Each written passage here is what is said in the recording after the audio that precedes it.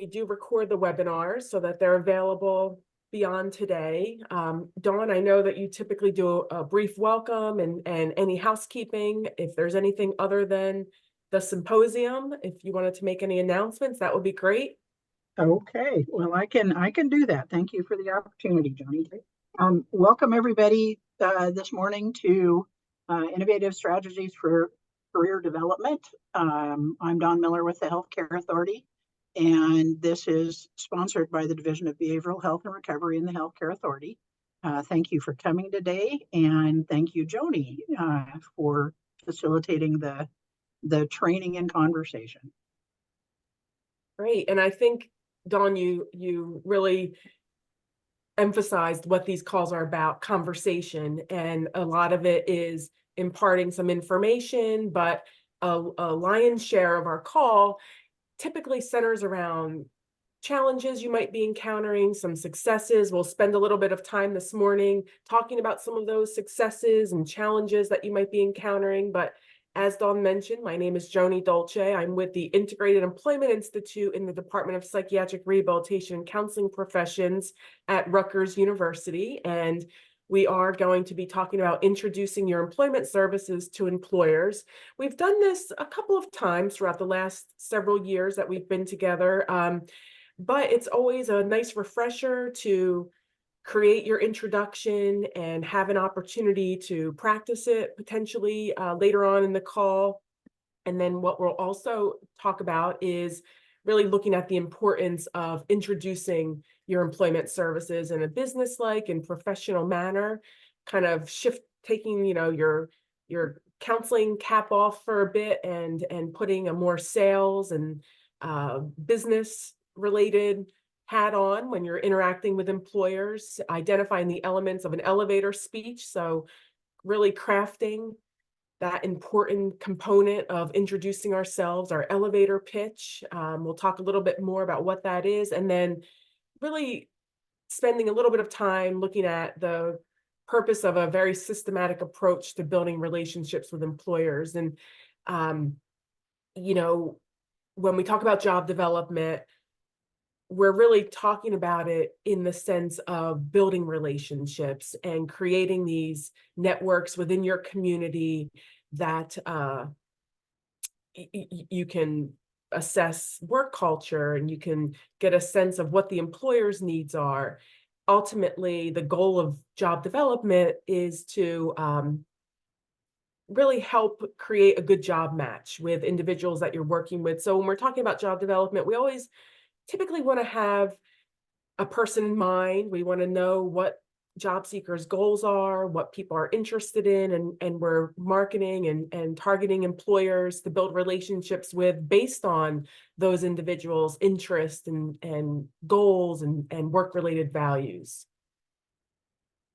So before we get into the content, specifically introducing ourselves to employers, let's talk a bit about maybe some past challenges this past month or couple of months, or even successes that you might have had that you'd like to share with the group. We usually spend a little bit of time processing those successes and talking about what you think contributed to that success, but also if people are encountering some obstacles, whether it's with job development or any type of employment service that you might be providing or career services.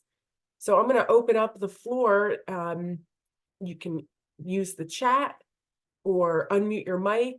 Let us know if you're currently experiencing any sort of challenge, or if you also want to highlight a success that you've had.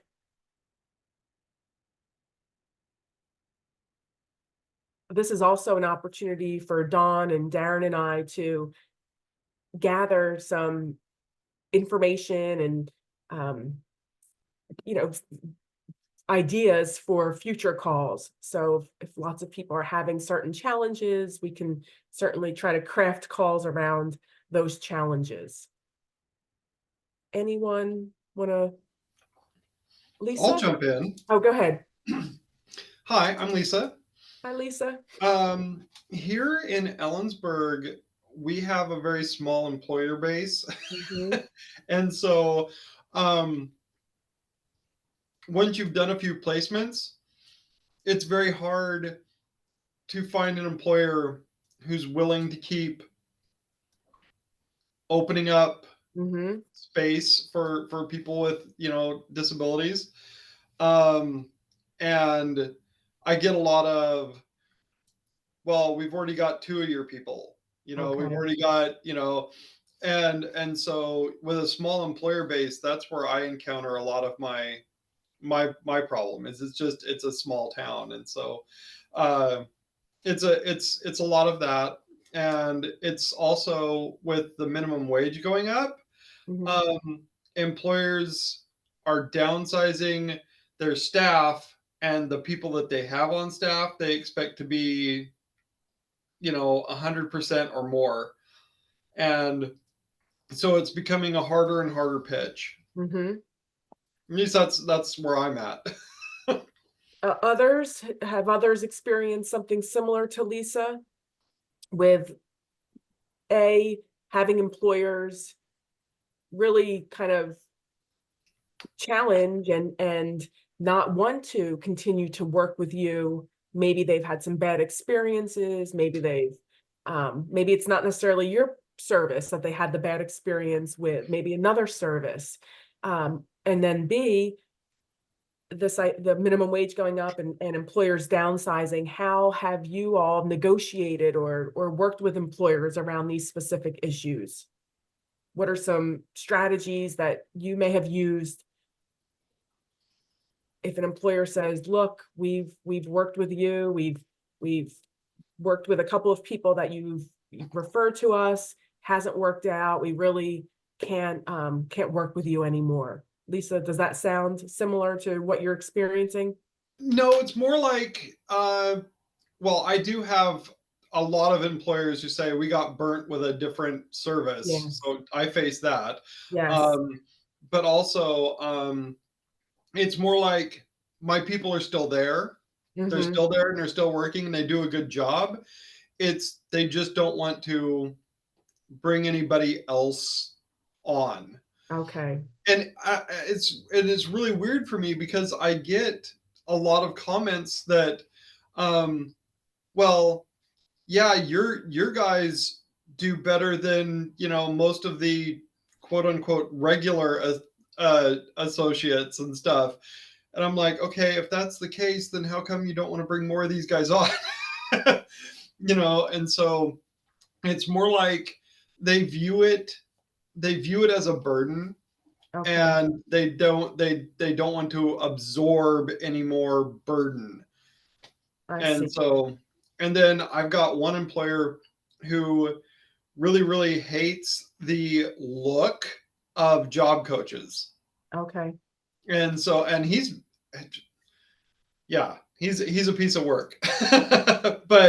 But yeah, I it's more like we have a small town, it's the county seat. Mm-hmm. So we have a large population of people who need services because we're the county seat, but we're a small town at the same time. So yeah, it's kind of a bottleneck Yeah, it in sounds like services. it's really there's a discrepancy that on one hand, the employer is telling you, we value the people that you're sending, they're good employees, but on the other hand, they're also expressing some sort of burden with hiring individuals. Yeah. Have others had similar encounters? Looks like there's something here in the chat. Okay. Not certainly not related to what Lisa's bringing up. Anyone have similar thoughts or encounters? Hi, this is Dawn. So I did services for a lot of years in Moses Lake, which was not the county seat, afraid it was, but certainly the largest catchment area in Grant County and very rural. Um, and I know that one of the people that I supervised did a grand job of working with employers about discussing the fact that we did some pre-screening of folks.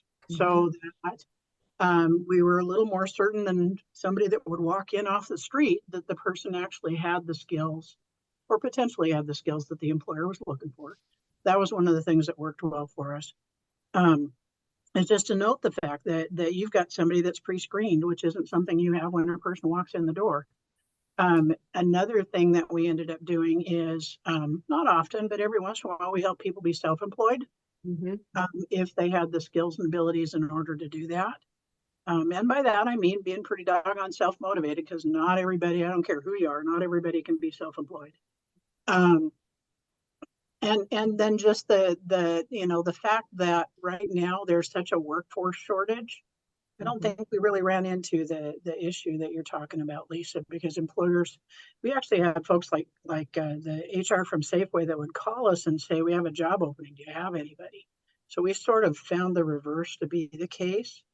So it's confusing to me that, especially with the workforce shortage, that employers would turn away qualified candidates. And that's always what, we tried to do, was never send somebody that won't fit. I mean, that just sets the person up for failure and the employer too. But we had pretty good luck with employers. And, even if the same guy that I supervised had been a salesperson for a bunch of years and knew everybody in Moses Lake. If he'd placed a person or two at an employer, sometimes then he'd say, okay, so now I've got one that might be a little more difficult. Are you willing to consider it? And because he'd built such a relationship of trust and support with the employer, pretty often they were willing to look at, potentially at least trying out a person that had more challenges. Lisa, are most of the job seekers that you're working with wanting your support in job development? Are there opportunities to prepare people and have them kind of approach employers without your services kind of backing them, so to speak? Yeah, I have found that with a lot of my like higher functioning or um clients who really just need a little bit of motivation, not having me in tow actually helps. Yes. So yeah, that is definitely a strategy, is not having the visual of the job coach or the employment specialist in tow. I've got two clients who have bachelor's degrees from the university, and they just suffer socially, and so it's been a lot of working with them on their interview techniques and that sort of thing, and then kind of pushing them out that way.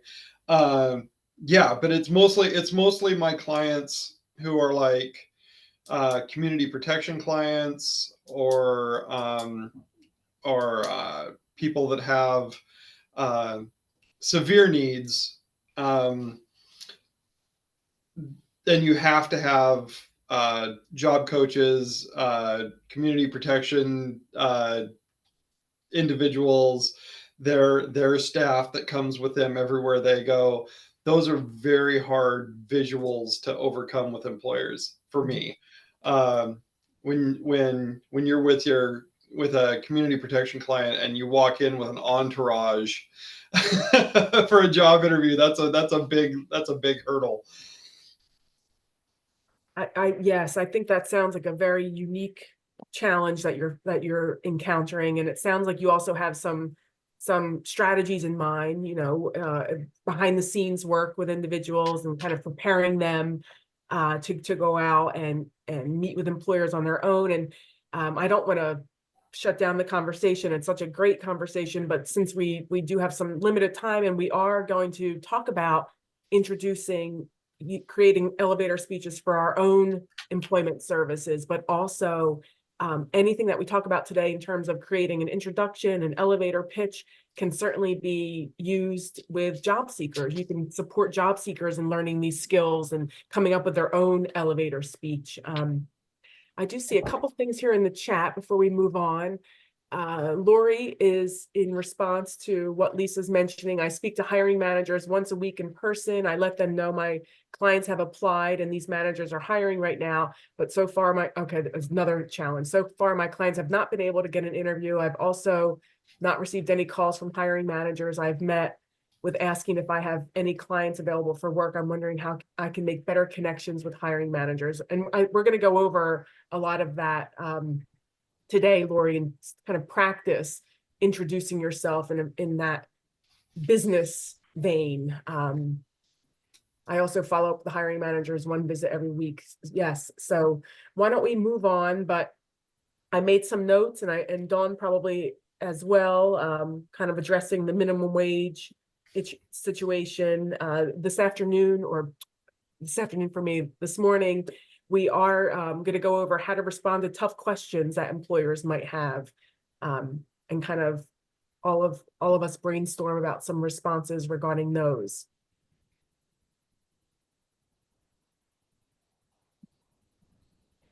So just a quick definition of job development. It really is about initiating and maintaining ongoing personal relationships with a variety of businesses and industry representatives. We want to assess employers' needs and identify employment opportunities for job seekers. So that's kind of the short definition of job development. How would you categorize job development? What would be a definition that you would consider to match what job development is? You can use the chat or unmute your mic, just kind of a quick assessment.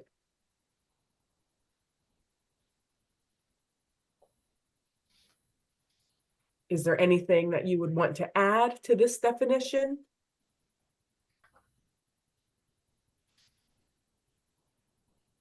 I would add achieving a sense of mastery in whatever field you're in. Okay. So achieving mastery. So as the employment consultant, achieving mastery. Yeah, or helping the client to feel like they are improving and on their way towards mastery. Great. Any other thoughts on job development and kind of the definition? So as employment specialists and in other vocational specialists that are here on the call, we really want to develop these relationships with the employment community, similar to what Lisa just mentioned. Going out there, meeting with employers and developing opportunities and helping to assess what their needs are, and identifying individuals, job seekers that you're working with who may match those needs. Dawn writes in the chat, helping skilled job seekers find jobs that match their skills and the employer's needs. Yep. So really focusing on that job match is very important. When you think about your own confidence and skills around employment services, where does this idea of initiating and maintaining relationships with employers come in? What are your thoughts about your skills in this area?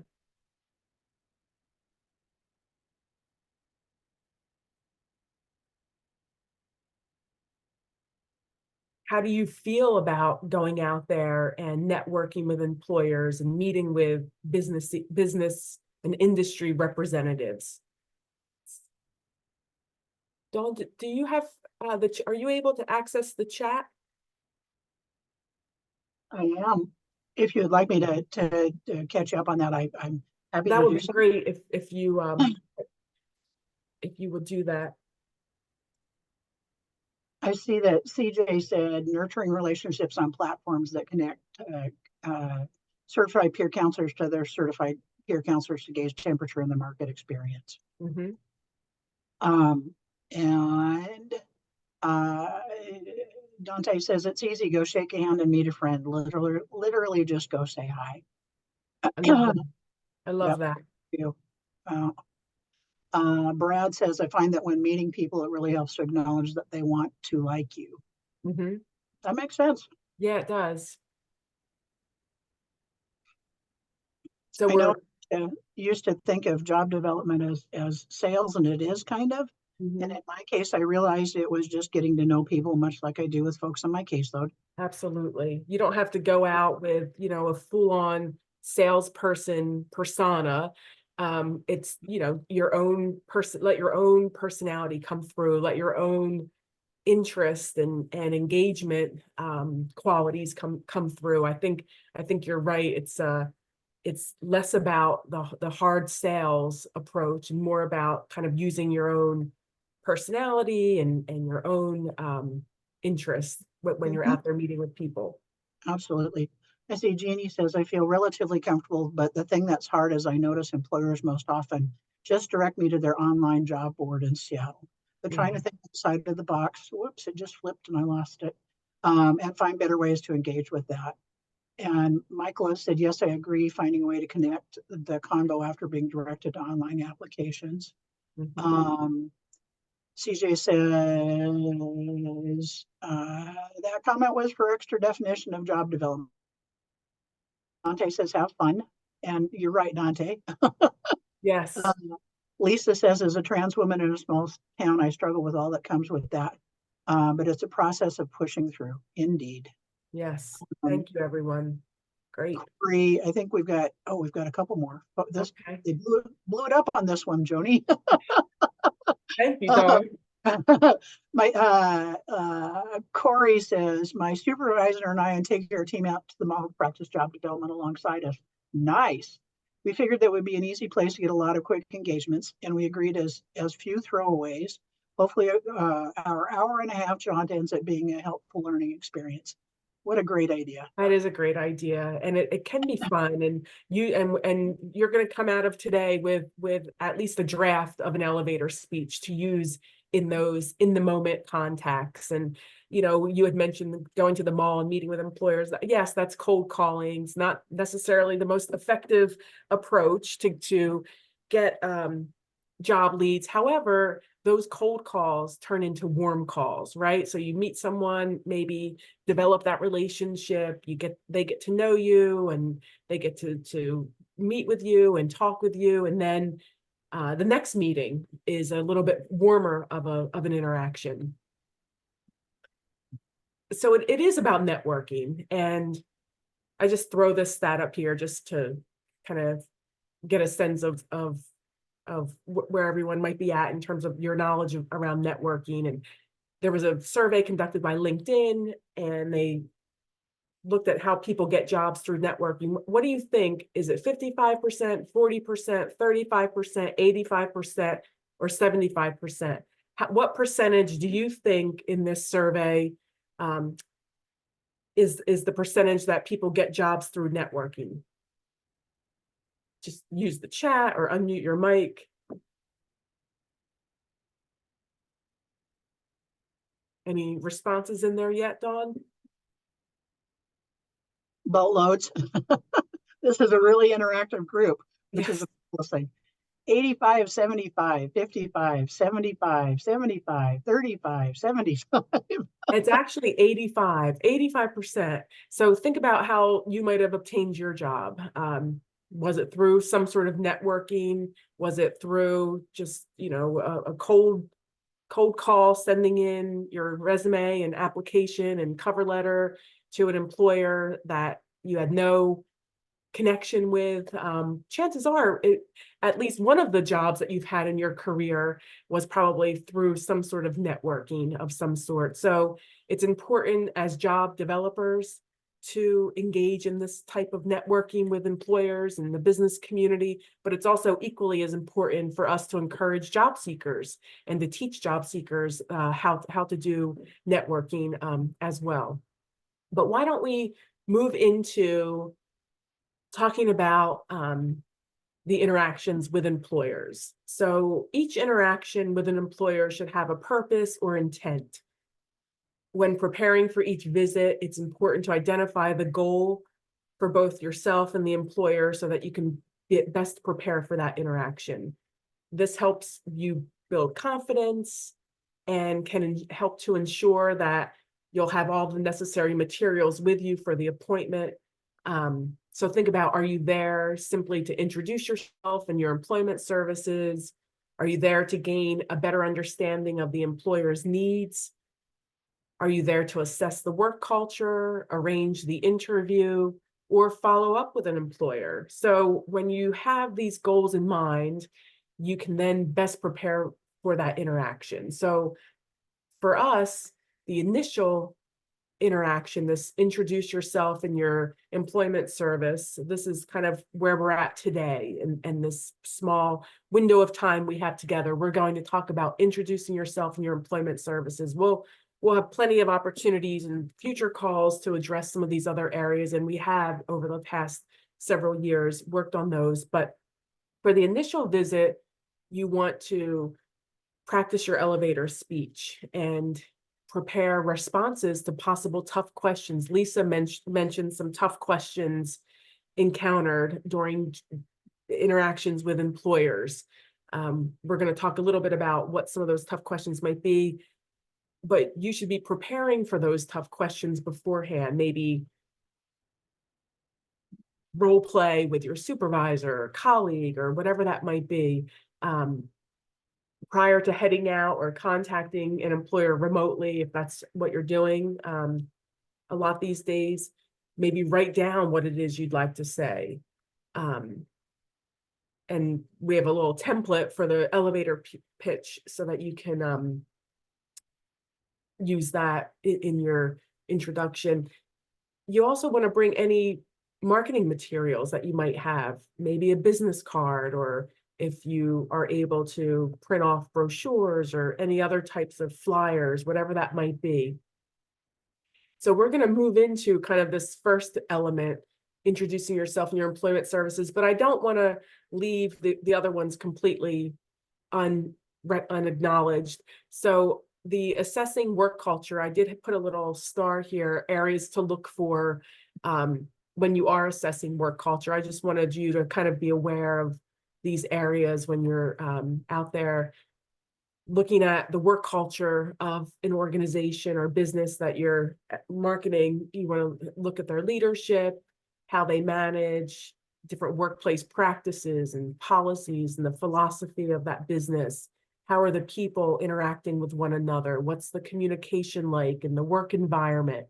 The mission, vision, and values can give you some clues into the work culture. And this is a training that we've done in the past that we can certainly replay and do again in the future if you're interested. But I just wanted you to kind of have some of that information before we moved on. But again, here we are with the introducing yourself with the elevator speech. So what is an elevator speech? Raise your, unmute your mic. I know. I got this one. This is my favorite one. I come from sales. So the idea of an elevator speech is if you ran into a prospective client and you had to sell them something and you only had the time in the elevator from when the doors closed to the doors open, could you effectively and completely express who you are, what you do, and why you do it? Mm-hmm. Absolutely. Do you have, Dante, an elevator speech or elevator pitch that you use? What do you think? Of course I do. Real quick, I'm Dante Barnett over at Peer Can. I specialize in employment support. A lot of people think I'm job placement, where I have jobs and I hire people and I make that decision. Unfortunately, I'm not.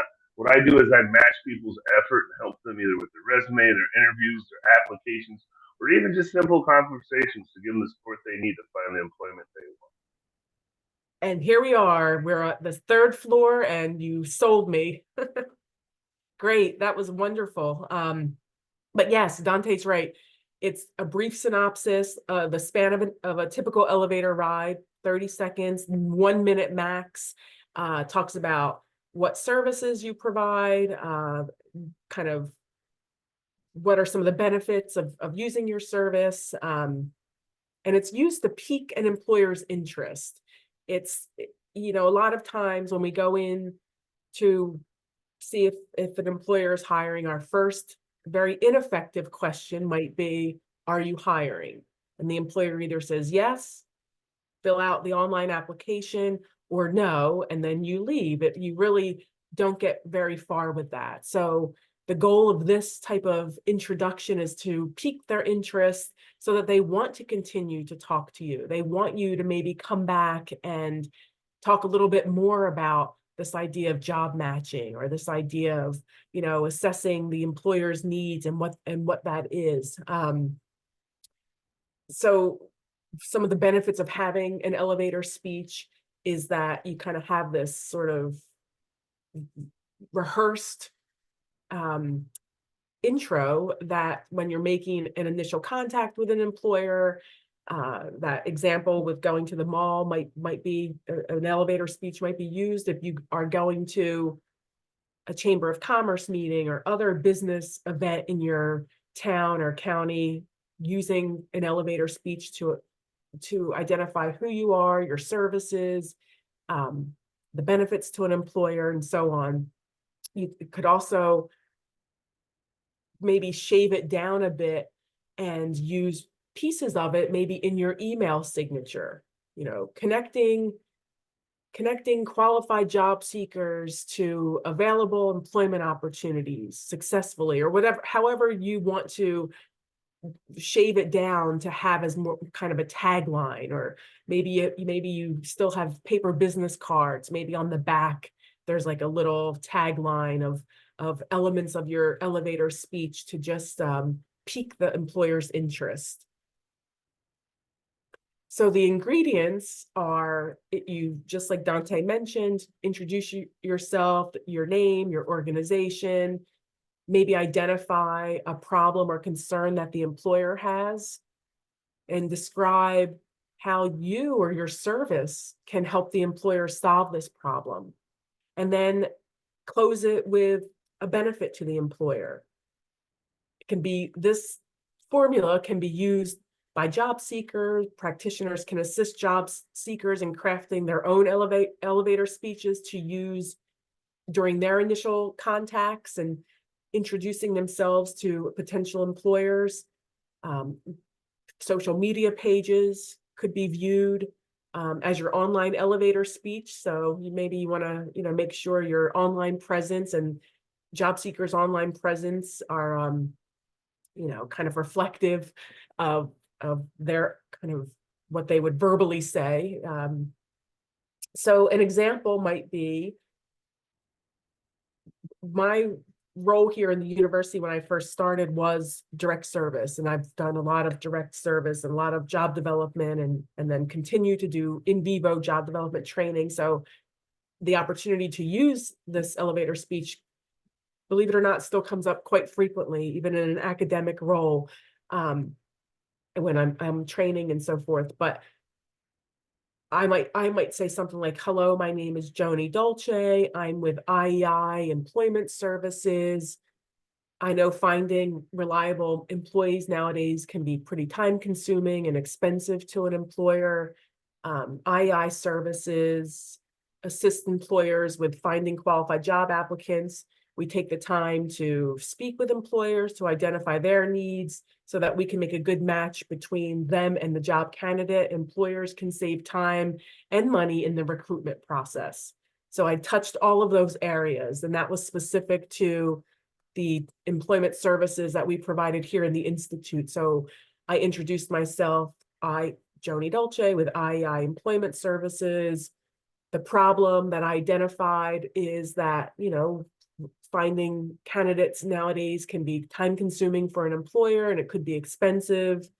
The way I can help solve that problem with the employer is helping them find qualified applicants, and taking the time to speak with them and other businesses about what their needs are so that I can make a good job match. And then the benefit would be you can save time, the employer, or if you're speaking directly to the employer, you can save time and money in the recruitment process. So you would want to really rehearse it and have it be something that you're totally comfortable with, that it just sort of rolls off. Doesn't have, I was reading it just because I wanted to make sure I touched on all the points, but you want to make sure when you're using your introduction that you're very comfortable with it, similar to what Dante kind of rolled off the tongue there. So what are your thoughts about an elevator speech? Does anyone have maybe an example following this format that they would like to share? And we're going to have some time to come up with our own examples. I'm just wondering if using this formula here, if we could hear one or two people, or if you want to write in the chat your own elevator speech. Or if you have any thoughts on what might be missing with this, or what could be eliminated. What would be best for your situation and your environment?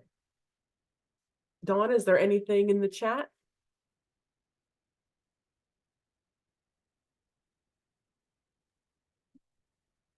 All right, I have to admit to the fact that I shut the chat off. There's back. Lucas says, I often use things like, I don't know what that is, Chat GPT, to help make my Yes, experience at the point. And I'm obviously one of the few that doesn't know what that is, because he's got a couple of comments about, yeah, love it and that kind of thing. That's pretty much what it is. Lucas, how do you use Chat GPT? And maybe that's something that could be useful for others on the call. Sure thing. Yeah. I just graduated from college, so I'm like still very new to all this. But I would often use it where I would kind of like word vomit what I wanted to say, but it would end up being like a long paragraph. And then I would put it into Chat GPT, which is AI, and it would essentially kind of just go through and condense it, make it a little bit more potent. And I would always read it to make sure it's still true to what I'm trying to say. But I often found the results to be better than if I had just workshopped it myself. It was quicker, that's for sure. Yes, thank you, Lucas, for bringing that up. Chat GPT, you can download it or just access it. Just go right to Chat GPT and you can access it, and you can, like Lucas is mentioning, you can say, create an elevator speech. Here's my name, what I do. Maybe even add some of these, describe how I can help an employer save time, and it'll spit back sort of like a summary of what you said, but in very fresh and it's could be a very useful tool for something like this. I love that idea. Maybe that's something we can add to one of our next trainings. Yeah, it's interesting to me in working with the Healthcare Authority, we're not allowed to use any AI. Okay. We're not allowed to use Dropbox. We're not allowed to use, there's Google Docs. We're not allowed to use. Okay. So some of these kinds of things that I think are a marvelous idea. Yeah, and you're right. It's careful with anything HIPAA related. But I think it's also being aware of, kind of if you're in a meeting, who else is in the meeting, and do they allow some of those kinds of things? Just as an FYI. I only say that because we were encouraged to bring up in our webinars that you can't have AI taking notes or things like that in an HCA webinar. Sadly. That's great. That's good information. So yes, certainly talk to your employer first to see if you're able to use Chat GPT. But there could be some very cool ways to craft something like an elevator speech. Definitely. If you're running dry and you just need something to kind of spark that brainstorming, and it could be a good jump off point.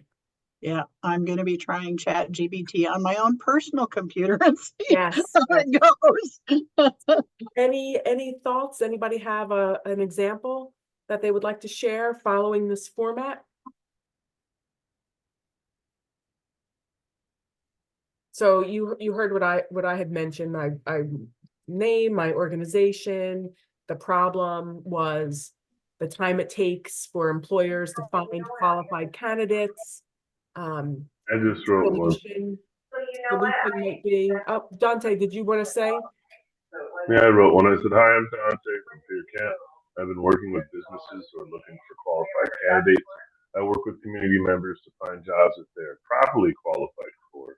Would you be interested in getting a few more qualified candidates? Great. Very nice. So the benefit the benefit you're kind of following it up with almost like a question, but not really a question that they would really need to answer, but would you be interested in meeting some qualified candidates, right? Is that what you said? Yep, that's the closing speech. Yeah. They have to say yes to. Great. Yes, you're kind of giving them really the only option is to say yes. Who would say no to that, right? Very, very, and you kind of said it with your own personality and your own characteristics. Anyone else? Let's see.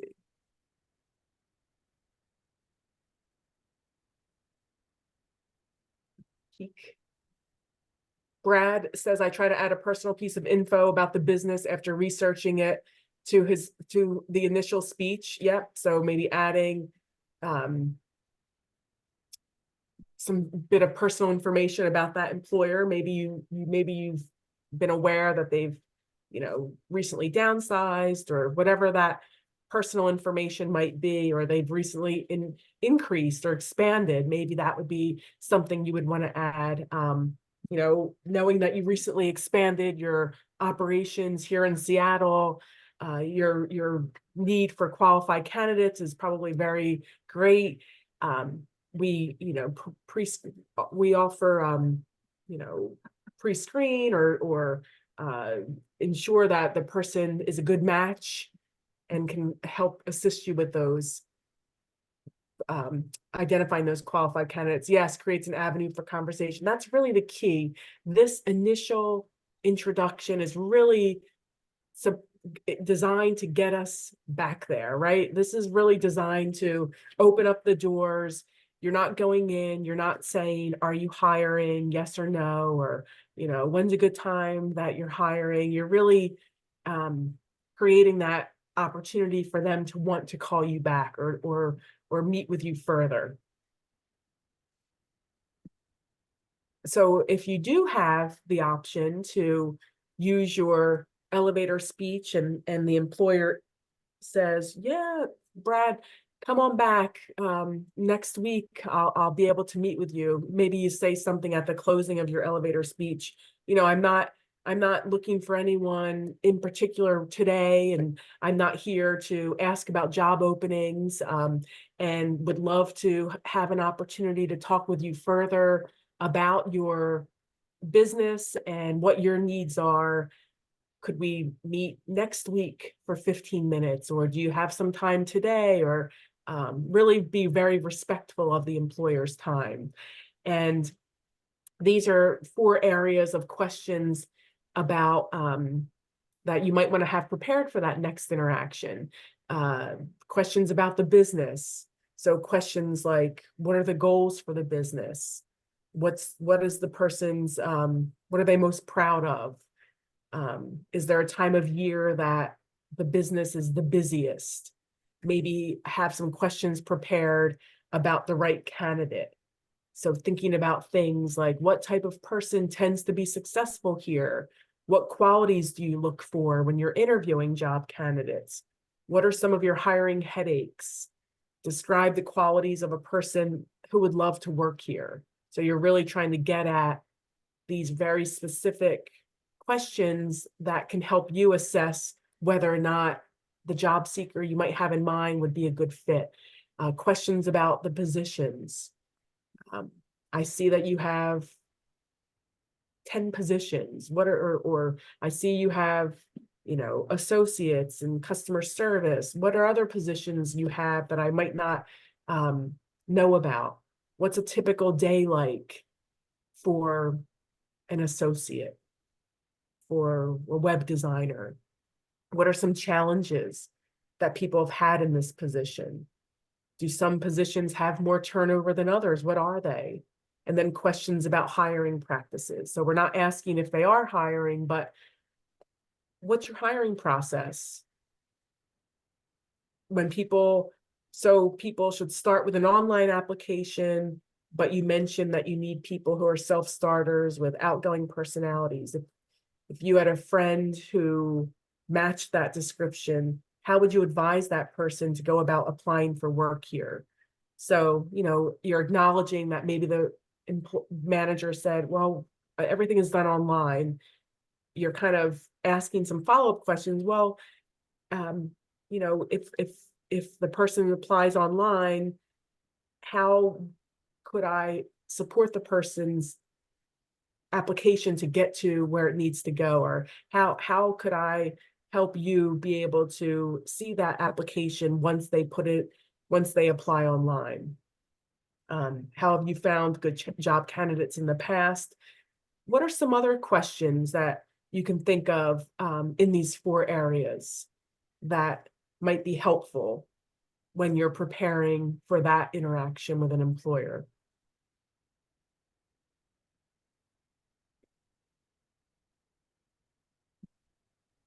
Tony, I see that Brad says, for customized employment, only a few hours a week, I focus on asking questions about their day-to-day operations. I can then find gaps in their process to offer qualified customers as the solution without calling it a gap to the employer, of course. Absolutely. Yep. You call it a job match, right? You're identifying someone who can fit that need and fill that gap. Absolutely. So that Dante earlier in a comment said that says, I also think people forget it may take 10, 15 interactions before they have an opening or give you a chance. yes. Yeah. That's absolute truth. It's not a one and done kind of thing. It's not. relationship building. Yeah. And that's why we're not ever going in and just asking if they're hiring. We're really trying to pique their interest to develop that relationship. So again, we want to be very professional in our dress, kind of, matching or even bumping up what you would wear out there in the community that matches where you're going, having a positive attitude. So, practicing, presenting with confidence, using language that's business related and not just human service related. Sometimes we get stuck in our own jargon, and oftentimes we might slip into words that the business community has no idea about. And then first, certainly respecting the employer's time, offering to come back another day, offering, to get times and good days that would work best for the employer for you to come back and talk with them a little bit more. So this is just a quick little activity. So human service or rehabilitation language, we might say competitive employment. So the business world doesn't use that. They use terms like a work or a job, right? Or just employment, consumer or client. We want to be careful to use business related terms, applicant, there are qualified job candidates. So counsel, a more business term would be meeting with or negotiating, job development, marketing or selling, ongoing supports. If you're offering that as a benefit to employers, maybe you want to craft it in a way that's more business focused, long-term employee assistance, or but ongoing supports doesn't really quite match the business community intake. We want to try not to slip up with that either. We assist someone in the application process. So we just want to be, sorry about that. Just want to be aware of our own language and how that makes a difference when we are meeting with employers. So we're going to spend some time here in the larger group developing our own elevator speech. So let's spend a couple of minutes, writing it out or just thinking it through, your name, employer, thinking about maybe a certain region that you're working in or a certain county, or if you have an employer in mind, or more generally a problem or concern that employers might have. how, oh, sorry about that. That's an H, should be there. Describe how you can provide a solution. So what can you do in your services that can help that employer? And then what is the benefit to the employer? So let's spend maybe a minute or two kind of thinking of our own. Again, it's a draft that you can modify, edit according to the individual employers. I'm also going to put my email address in the chat if we don't have a chance to finish it today and you want some feedback moving forward. Please don't hesitate to give me an email with your draft elevator speech, and we can kind of go back and forth, and I can help edit it or even just give you another set of eyes for it.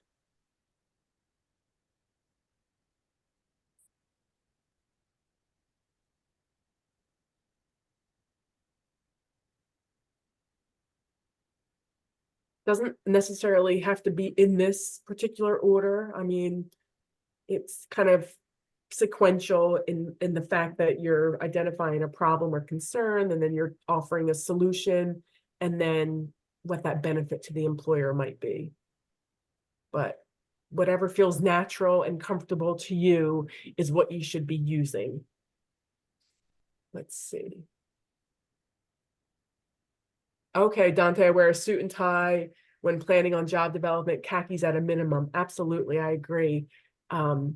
Brad, what area are you working in? I've been roasted by employers up in Bellingham for overdressing. Yes, I think that's a good point too, is we want to try to match what we're where we're going and to the best that we can, and maybe a rung above that. So if it's, you know, jeans, if that's a typical dress for a certain employer, maybe you know, jeans but with like a fit, you know, dress shirt. Okay, Bellingham is very casual, so I'm curious where you work. It might be beneficial to change my wardrobe for maybe larger companies. Okay, so ties. Yeah, great. This is good information. So I'm looking here. Anyone have an example they'd like to share? Has anyone had a chance to look through these areas and come up with their own elevator speech?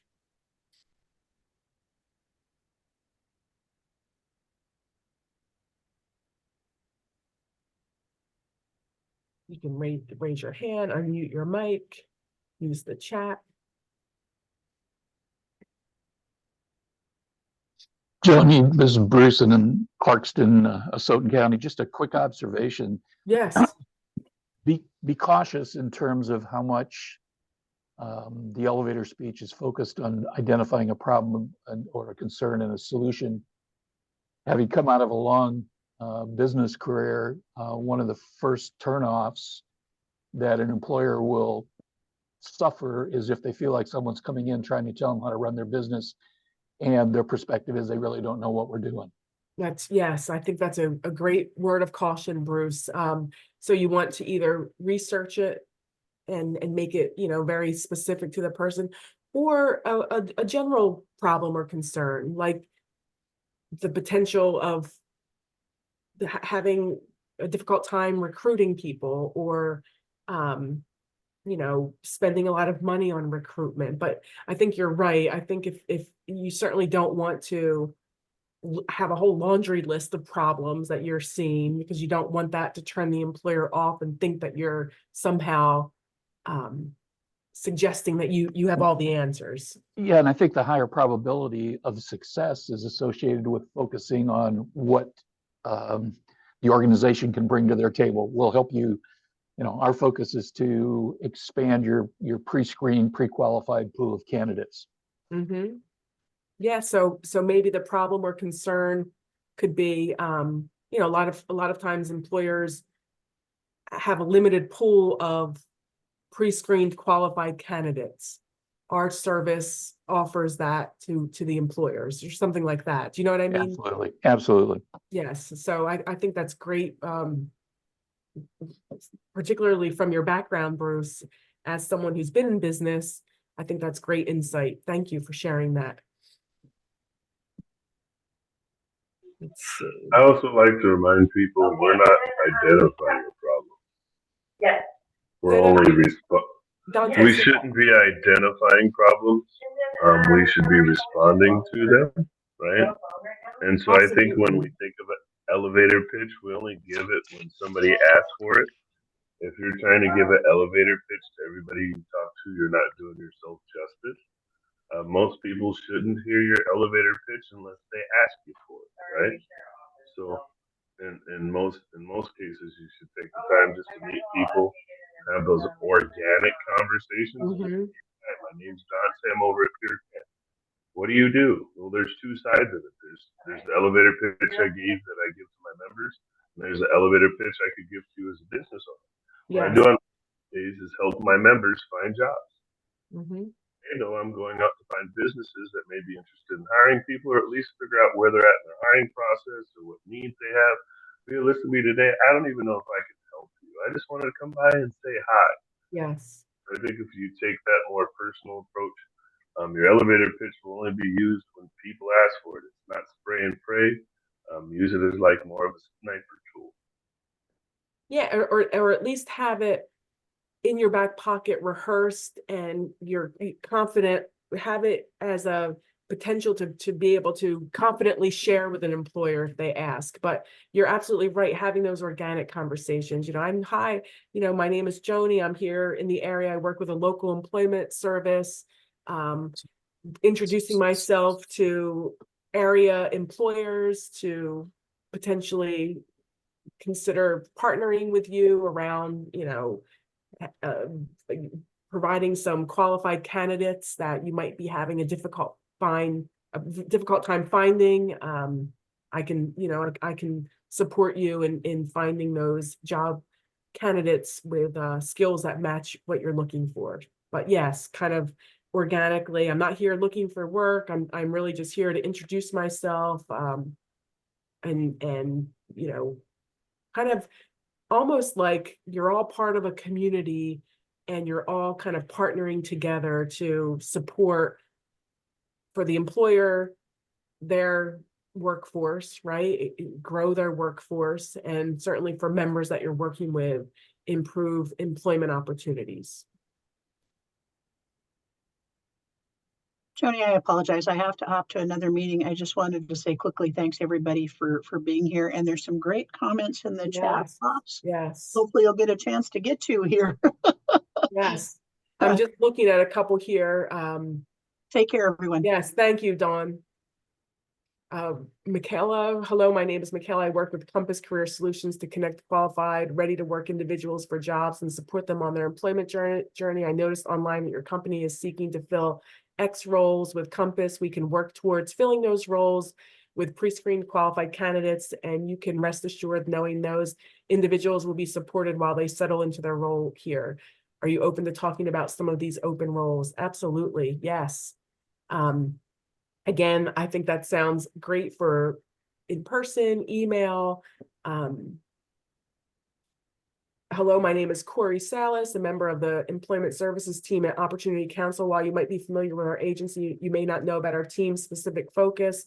We specialize in bridging the gap between talented individuals seeking employment in niche fields and employers like you who are searching for well-suited candidates. Drawing from my own experience as a business owner, I understand the critical role employees play in determining a company's success.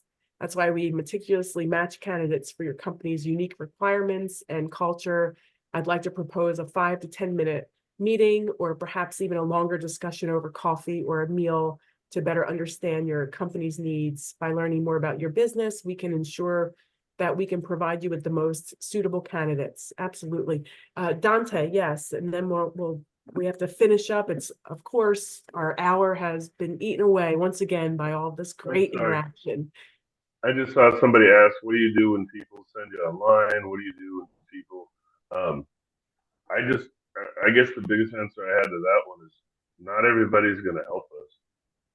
So, and I work in a different capacity, maybe a different member base, but at PureCan, a lot of people are in SU, substance abuse, mental health, homelessness, and crises. So if people aren't really nice to me, then I just move on because my members probably aren't going to be in the capacity to be nice back. Hmm. So you're Right? kind of Mhm. identifying some work culture Yeah, I'm supposed to aspects make this to that. Absolutely. easier for both sides. So if these people are making it hard to communicate with me, Yes. and I'm just being friendly and I'm getting paid to see them, like there's no transaction that needs to happen, how are they going to treat my members, right? So Yes. a Yep. lot of this isn't, we're not trying to get every business to hire our people. We're trying to find businesses that we think deserve the opportunity Yes. to hire our people. I And love that. And on that note, we'll summarize. We came up with some drafts of how to introduce ourselves. Also talked about the importance of that organic conversation and using that initial meeting to have an opportunity to come back and talk a little bit more about your service and also what the needs of the employers might be. But the key is to kind of present yourself as a business in that community, partnering with those other businesses around this shared interest. So please, if you'd like to email me your elevator speech, I will certainly give some feedback. So we will meet again next month. So we meet every second Thursday. So we'll have something and we'll see you again in 4 weeks. But thank you, everyone. And I really appreciate all of the interaction. Thank you. Dolce, I'm Yes. sorry, Joni. I'm not seeing